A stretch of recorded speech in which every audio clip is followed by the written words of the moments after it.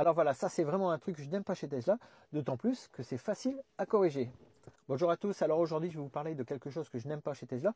Je pense que je vais vous faire une série parce qu'il y a plein de petits trucs comme ça que j'aime pas trop.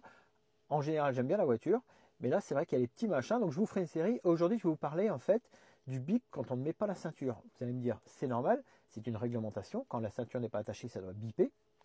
S'il détecte quelqu'un derrière, parce qu'en fait il détecte au poids sur les sièges.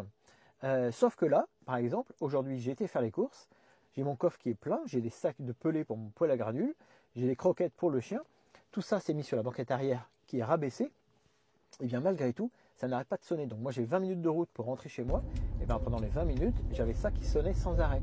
Vous pouvez le voir ici. Donc ça c'est super désagréable. La banquette là derrière, elle est rabattue pour que je puisse mettre mes sacs. Donc dans la mesure où la banquette est rabattue, le système devrait comprendre qu'il y a forcément personne derrière et stopper cette alerte de ceinture non attachée.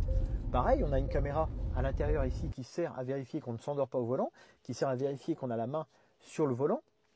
Donc cette caméra elle filme l'arrière également. Sur tous les smartphones maintenant et sur la plupart des appareils photo, il y a la reconnaissance de visage.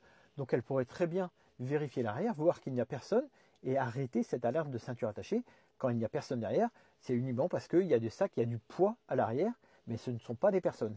Voilà, donc ça c'est vraiment un truc que je n'aime pas chez Tesla, d'autant plus que c'est facile à corriger. Voilà, comme d'habitude, si vous avez des questions, n'hésitez pas à les poser en commentaire. N'hésitez pas à liker cette vidéo, à vous abonner bien sûr. Et moi je vous dis à très bientôt. Ciao, ciao!